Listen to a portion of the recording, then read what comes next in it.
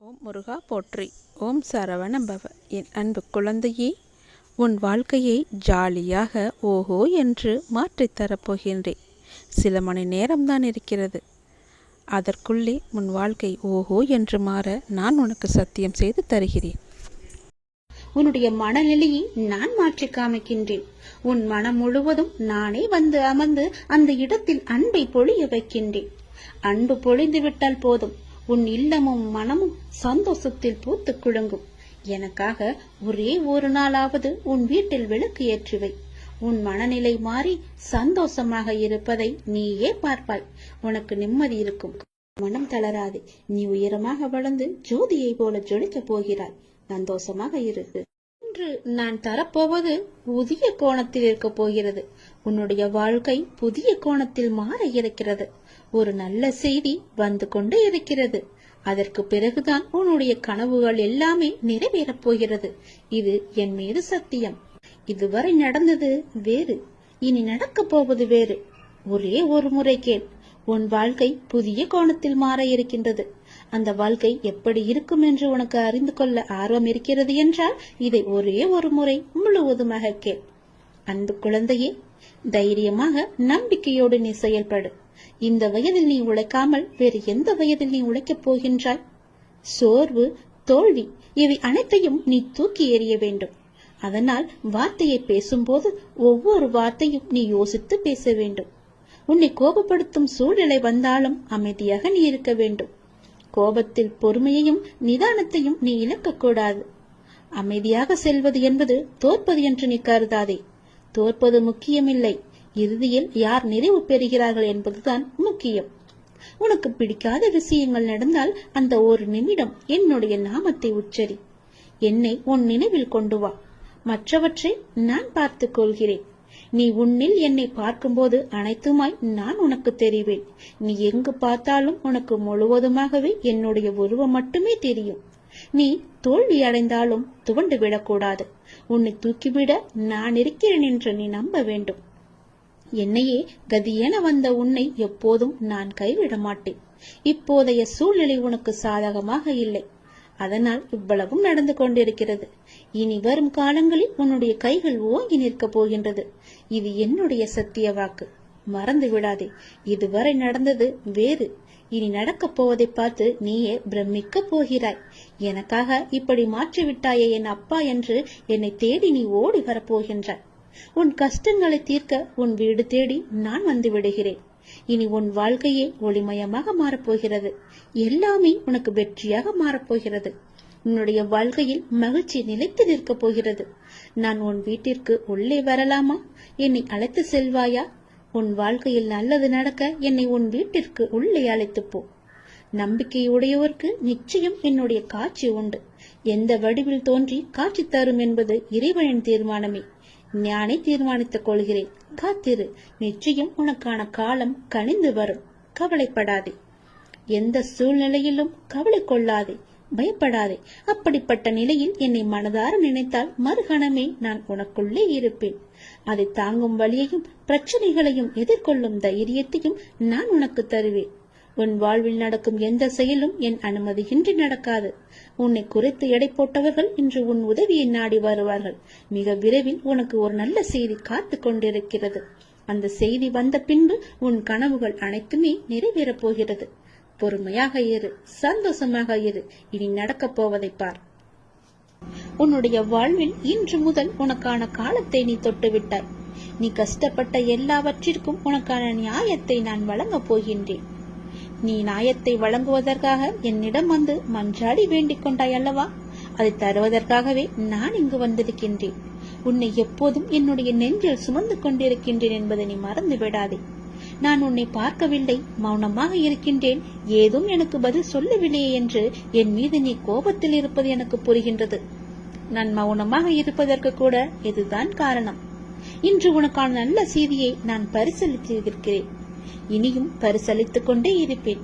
இனி தொடர்ந்து மேலும் உனக்கான நல்ல செய்தி வந்து கொண்டே இருக்கும். நீ தளராதே. மற்றவர்கள் உன்னை வசிப்பாடினாலும் நீ கலங்காதே.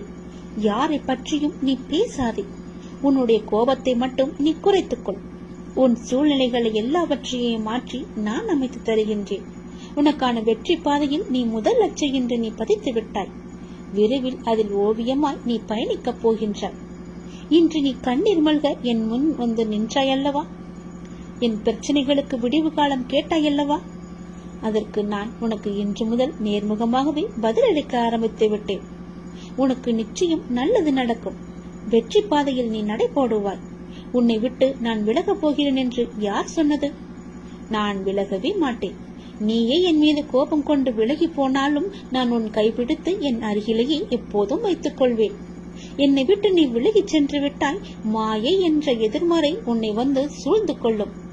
பிறகு உன் வாழ்க்கையை இருண்டு போய்விடும். அதற்காகத்தான் நீ எனக்குள்ளே பக்கத்திலேயே இருக்க வேண்டும் என்று நான் உன் கைப்பிடித்து உன்னை என் அருகிலேயே வைத்துக் கொள்கின்றேன். என்னால் எல்லாவற்றையும் உன்னிடம் முழுவதுமாக சொல்ல முடியாது. நான் மௌனமாக இருப்பதற்கு பல காரணங்கள் இருக்கின்றன. அதற்கு நீயும் ஒரு காரணம். எல்லா வழிகளையும் வார்த்தைகளால் வெளியே சொல்லிவிட முடியாது. ஓசையின்றி மௌனமாக அழுகின்ற 1000 வழிகள் இங்கு எல்லோருடைய மனதிலும் உண்டு. ஒரு மனிதன் தனது துயரத்தில் தான் உண்மையான மனிதர்களை அறிகின்றான். அனுபவமோ ஒரு நல்ல பள்ளிக்கூடம். ஆனால் அதன் கட்டணம்தான் அதிகம். சந்தோஷத்தில் கை குலுக்கும் 5 விரல்களை விட கஷ்டத்தில் கண் துடைக்கும் ஒரு விரலே மேலானது. அது போலத்தான் உன்னுடைய ஒரு விரலாக நான் இருக்கின்றேன். உன் கஷ்டத்தை துடைப்பதற்காக நான் அந்த விரலாக இருக்கின்றேன். உன் விரலை நம்பாமல் யாரையோ நீ நம்புகின்றாயே. சில நேரம் கண்ணீரை துடைக்க யாரையோ நீ தேடுகின்றாயே. உனக்குள்ளே உன்னிடமே நான் இருப்பேன் என்பதை நீ மறந்து விட்டாயா? ஏன் இவ்வாறு செய்கின்றாய்? உன்னை நான் மறக்க மாட்டேன். உன்னை விட்டு நான் போகவும் மாட்டேன். உன் கஷ்டத்தையும் கண்ணீரையும் துடைப்பதற்கே நான் இருக்கின்றேன். நீ என் மீது கோபப்பட்டாலும் சிலவற்றைதான் என்னால் சொல்ல முடியும், முழுமையாக சொல்ல முடியாது. உன்னுடைய மனதில் எப்பொழுதும் அன்பை மட்டுமே வைத்துக்கொள். பாசத்தை மட்டுமே நீ வைத்துக்கொள். எதற்கும் நீ அஞ்சக்கூடாது. உன்னுடைய மனதில் நீ பயமே கொள்ளக்கூடாது. சோர்வு, கவலை, விரக்தி எல்லாம் உன்னை ஆக்கிரமித்துக் கொள்ளாமல் இரு தங்கமி. ஒவ்வொரு நிமிடமும் பொன் போன்றது. அதை தேவையற்ற எண்ணங்களுக்காக நீ வீணாக்கி விடாதே. எல்லோருக்கும் வாழ்க்கையில் சண்டை சச்சரவுகள் இருக்கத்தான் செய்யும். அதையெல்லாம் நீ பொருட்படுத்தவே கூடாது. சில விஷயங்களை அப்படியே விட்டு விடுவதுதான் உனக்கு நல்லது. ஏனென்றால் உன்னை சுற்றியுள்ள சிலர் பிரச்சனை பற்றி அறிந்தும் அறியாதவர்கள் போல உன்னிடம் நடித்துக் கொண்டிருக்கின்றார்கள். ஆனால் நீயோ அதை புரிந்து கொள்ளாமல் பிரச்சனைக்கான தீர்வை தேடி அலைந்து திரித்துக் கொண்டிருக்கின்றாய். அனுதினமும் உன்னை ஏதாவது ஒரு ரூபத்தில் வழி நடத்ததான் நான் முயற்சி செய்து கொண்டு வருகிறேன். ஆனால் நீயோ அதையெல்லாம் தவற விட்டுவிட்டு பிறகு மீண்டும் என்னிடமே வந்து உன் துயரங்களை போக்க நீ வழி கேட்டுக் கொண்டிருக்கின்றாய். முதலில் துயரங்களை நினைத்து நீ கவலைப்படாமல் இரு. அப்போதுதான் உன்னை சுற்றி என்ன நடக்கிறது என்று உன்னால் உணர முடியும். உன்னை சொல்லி குற்றமில்லை. ஏனென்றால் இது காலத்தின் கட்டாயம். நீ இந்த நிலைமையை அனுபவித்தே ஆக வேண்டும். என் பிள்ளையான உன்னை காக்கவே நான் போராடி கொண்டு வருகிறேன். நீ இப்பொழுது அனுபவிக்கும் உன் கர்ம வினைகளின் பெரும்பகுதியை உனக்காக நான் இங்கு அனுபவித்துக் கொண்டிருக்கின்றேன். அது உனக்கு தெரியாது. நீ இப்போது அனுபவித்துக் கொண்டிருப்பது அதனுடைய சிறு பகுதி மட்டுமே. வாழ்க்கையில் நீ சந்திக்கும் தோல்விகளை வைத்து வாழ்வில் தோல்வியுற்று விட்டதாக நீயே முடிவு செய்து கொள்ளாதே தங்கமே. நீ அனைத்திலும் வெற்றி பெறும் நாள் வெகு தூரத்தில் இல்லை. விரக்தியை எல்லாம் தூக்கி எறிந்து விடு. அதுதான் உனக்கு முதல் எதிரி. எந்த நேரமும் உன்னை பாதுகாத்துக் கொண்டு உன்னுடைய அப்பா நான் இருக்கின்றேன். உன் வாழ்வில் இன்று முதல் உனக்கான காலத்தை நீ தொட்டு விட்டாய். நீ கஷ்டப்பட்ட எல்லாவற்றிற்கும் உனக்கான நியாயத்தை நான் வழங்குவேன். உன்னை எப்போதும் என் நெஞ்சில் வைத்து நான் சுமந்து கொண்டிருக்கின்றேன். இன்று உனக்கான நல்ல செய்தியை நான் உனக்கு தருகிறேன். கவலைப்படாமல், மனம் தளராமல் சந்தோஷமாகவே இரு. எப்போதும் நான் உனக்கு துணையாக இருக்கிறேன். என் அப்பா எல்லாவற்றையும் பார்த்துக் கொள்வார் என்ற நம்பிக்கையோடு இரு. ஒவ்வொரு நாளையும் என் மீது பாரத்தை போட்டு நீ தொடங்கு. நிச்சயம் உன் வாழ்க்கையில் பல அற்புதங்களும் அதிசயங்களும் நடக்கும். இன்று முதல் நான் உனக்கு நேரடியாகவே பதில்களை தருகிறேன். அதன்படி நீ நடந்து கொள். உன்னுடைய சிக்கல்களுக்கு, பிரச்சனைகளுக்கெல்லாம் தீர்வு தருவதற்காக பல ரூபங்களில் நான் உனக்கு உதவி புரிய வந்தேன். ஆனால் நீயோ என்னை கண்டு கொள்ளவில்லை. காணாமல் தவித்துக் கொண்டிருந்தாய். வருவாரா வரமாட்டாரா என்னுடைய அப்பா என்று ஏங்கி தவித்துக் கொண்டிருந்தாய். அதனால்தான் நானே உனக்கு கடிதம் எழுதியிருக்கிறேன். இந்த கடிதத்தை எழுதியிருப்பது போல அதன்படியே நீ நடந்து கொள்.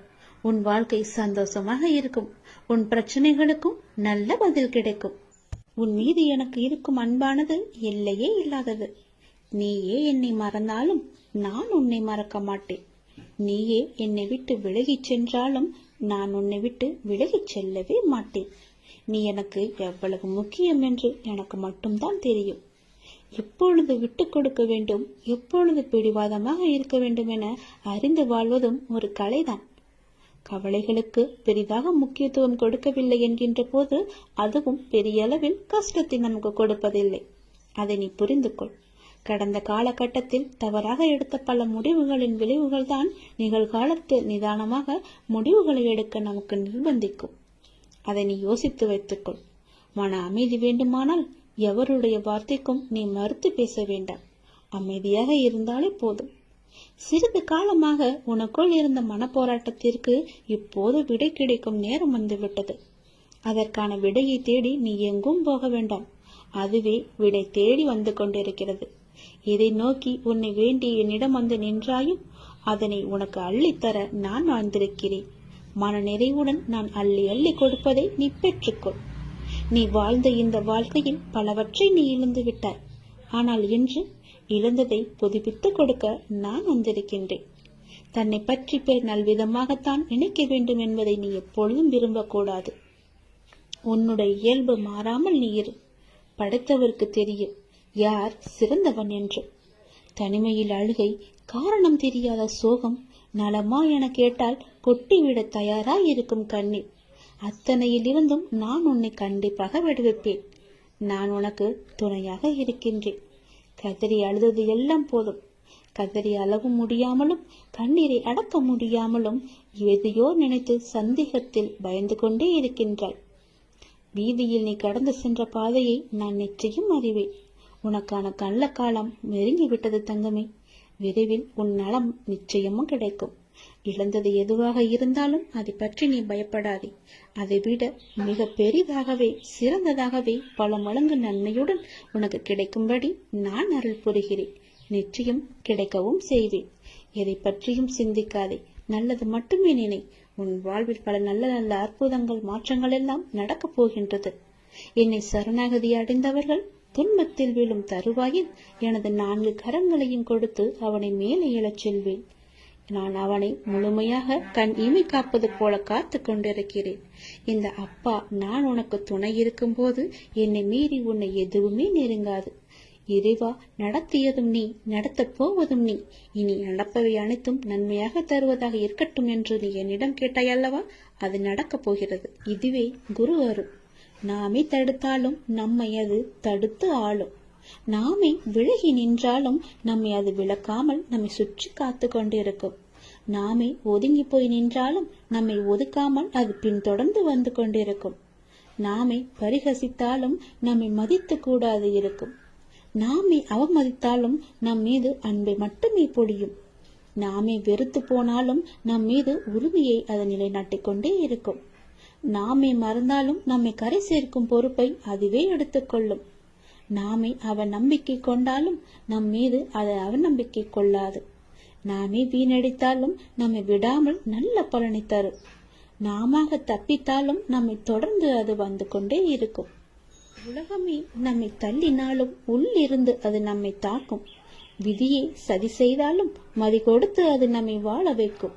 குரு அருளே குருடான நம்மை குறைவில்லாமல் நம்மை வாழ வைக்கும். குரு அருளுக்கு நீ ஒன்றும் ஒரு முயற்சியும் செய்ய வேண்டாம். அது தானாய் உன்னை தேடி வரும்.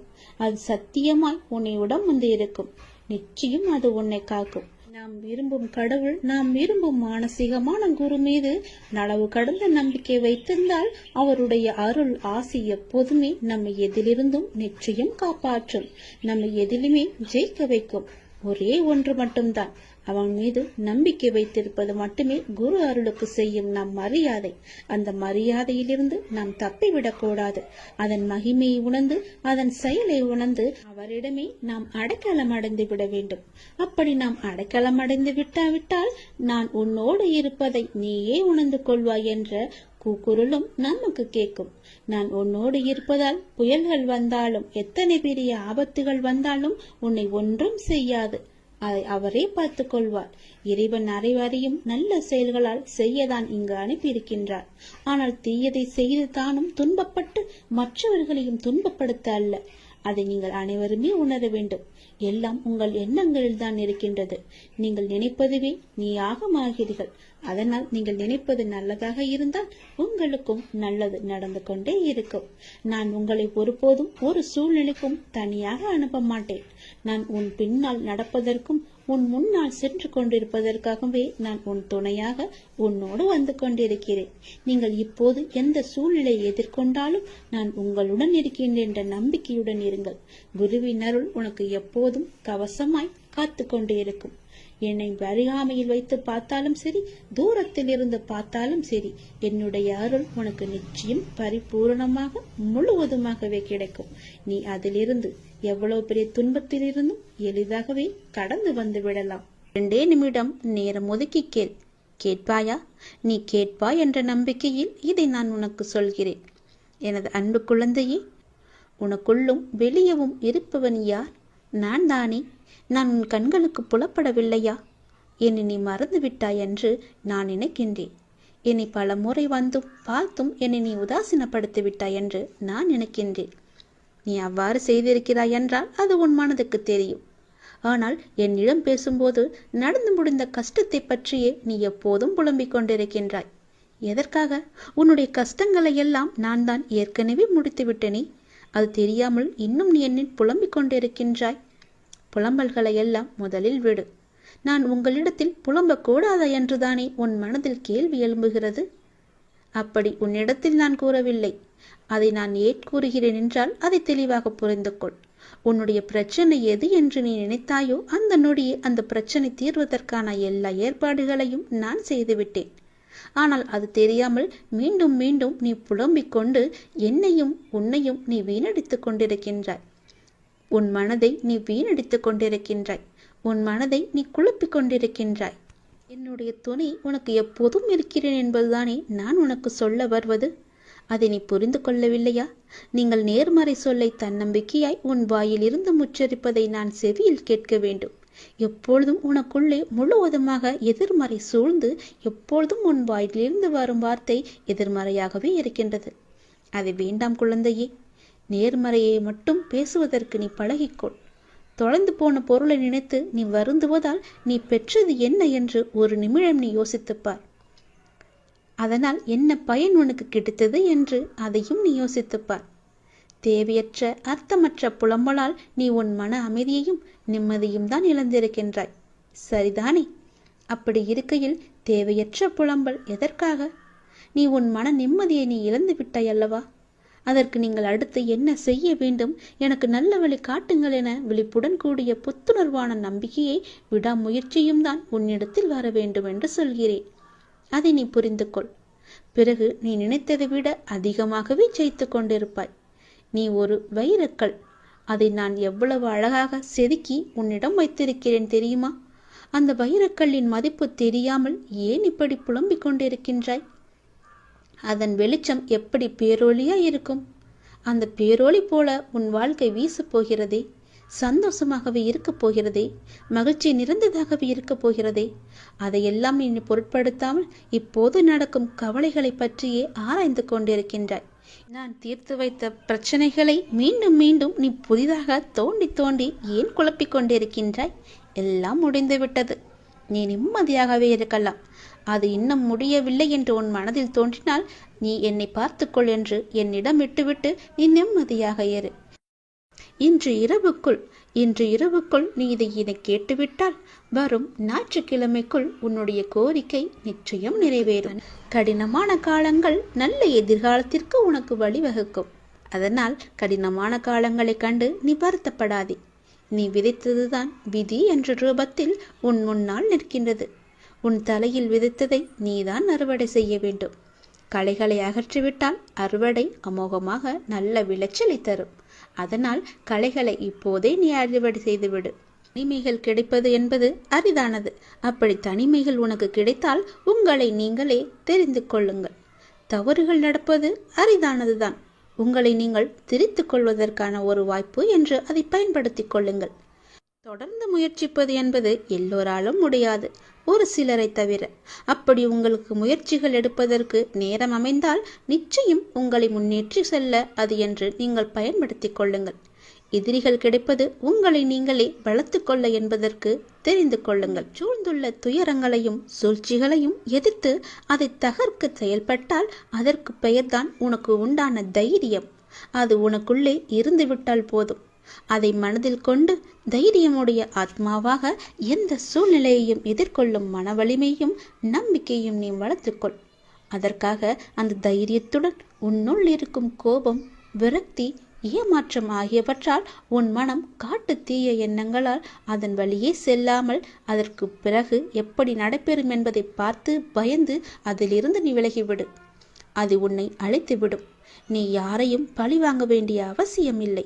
அவருக்கு உரிய வினை பயனை அவர்களை நிச்சயம் போய் சேரும். நீ செய்யும் ஒவ்வொரு நல் காரியமும் எனக்கு தெரியாமல் நடக்கக்கூடாது. அதை போலவே நீ செய்யும் எந்த ஒரு விஷயத்தையும் நான் பார்த்து கொண்டுதான் இருக்கிறேன் என்பதை நீ புரிந்து கொள்ள வேண்டும். நீ செய்யும் ஒவ்வொரு காரியமும் எனக்கு தெரியாமல் நடந்தால் அதற்கு பிறகு உண்டான விளைவுகளை நீதான் சந்திக்க நேரிடும். எதையும் பொறுக்க முடியாமல் மனதில் தேவையற்ற கோணல் சிந்தனைகளை எப்போதுமே நீ அசை போட்டு கொண்டே இருக்கின்றாய். உன்னால் உன் லட்சியத்தை பற்றியும் உன் வளர்ச்சியை பற்றியும் நிச்சயம் சிந்திக்க முடியும். கவலைப்பட்டது போதும். இனி உன் வாழ்வில் பல அற்புதங்கள் நிகழ்வதற்கான காலகட்டத்தை நீ நெருங்கிவிட்டாய். அதுவரை சற்று பொறுமையாக இரு. எல்லாமே நல்லதாகவே நடக்கும். பல ஏமாற்றங்களால் நீ மனம் மருந்து கொண்டிருக்கின்றாய். வருந்தாதே. இந்த உலகத்தில் ஏமாறாதவர்கள் என்பது யாருமே இல்லை. ஏதோ ஒரு சூழ்நிலையில் யாரோ ஒருவர் இன்னொருவரை ஏமாற்றிக் கொண்டுதான் இருக்கின்றார்கள். எல்லாவற்றிற்கும் உனக்கு நிச்சயம் பதில் கிடைக்கும். வரும் ஞாயிறன்று நீ கேட்ட கேள்விகளுக்கு எல்லாம் உனக்கு பதில் கிடைக்கப் போகின்றது. நேர்மையாகவும் உள்ளம் பூர்வமாகவும் இருக்கும் உன்னை ஏமாற்றியதற்கான அந்த தீவினை நிச்சயம் அவர்களை போய் சேரும். அதை பற்றியே உன் மனதில் நினைத்து கொண்டிருக்க வேண்டாம். உன்னுடைய வாழ்க்கையானது ஒளிமயமாக மாறும் நாள் வெகு தொலைவில் இல்லை. இது என் பிள்ளைக்கு நான் கொடுக்கும் மனமார்ந்த சத்தியம், மனமார்ந்த அன்பும் ஆசீர்வாதமும். அதனால் நீ பயப்படாதே. எங்கும் எதிலும் பொறுமையோடு இரு. உனக்கு அனைத்து நல்ல பண்புகளையும் நான் கொடுக்கின்றேன். உன்னுடைய கர்ம பலனை கழித்து வருவதால் உனக்கு எல்லாமே இப்போது தாமதமாகி கொண்டிருக்கிறது. நம்பிக்கையை மட்டும் கைவிட்டு விடாதே. என்னை நம்பு. யார் கைவிட்டாலும் நான் உன்னை கைவிட மாட்டேன். உன் அப்பா மீது உனக்கு நம்பிக்கை இருக்கிறது என்றால் நிச்சயம் உன்னுடைய வாழ்வில் பல நல்லதுகள் நடந்து கொண்டே இருக்கும். நீ எழுதி வைத்துக்கொள். இன்றே நீ எழுதி வைத்துக்கொள். வரும் ஞாயிறன்று உனக்கான பதில் நிச்சயம் கிடைக்கும். உன் கோரிக்கை நிறைவேற்றுவதற்கான முதல் படி இது.